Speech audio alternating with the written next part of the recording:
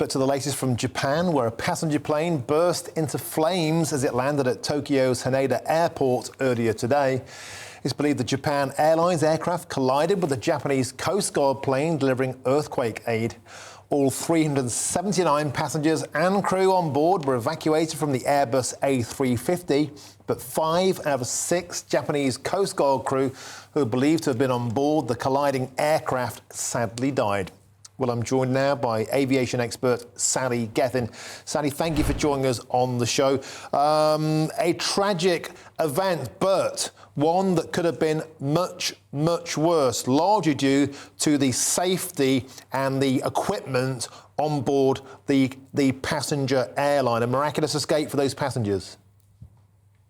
Yeah, so the Japan Airlines aircraft was an Airbus A350, which is a fairly new aircraft that's entered the industry within the last several years.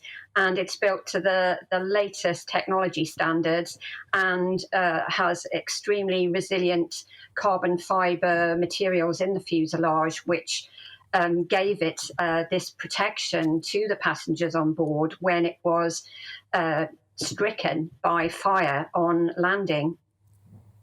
And of course, Sally, the fuselage being a high proportion of carbon fibre, flame retardant, and of course that all-important shell is what gives the time when a fire breaks out for the people inside to safely evacuate. And it seems in this instance that's precisely what happened.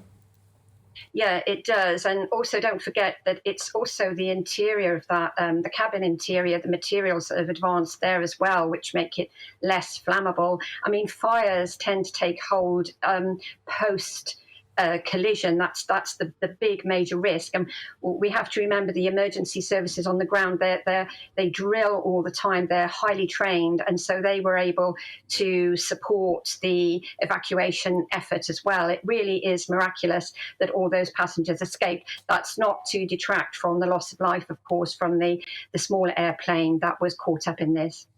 And Sally, I guess in the fullness of time it will emerge the smaller airplane seems to have just been in the wrong place at the wrong time. Unusual circumstance, of course, because of the rush to get this aid to those areas in Japan stricken by earthquakes and tsunamis. Yeah, I think the focus of the investigation, which takes place immediately, I know that Airbus are on their way out to Japan now to assist in the investigation of that, but that the investigation will focus on the communications between the ground control tower, between the control tower on the ground at that airport and that particular aircraft itself. You know, were the voice and the data transmissions effective?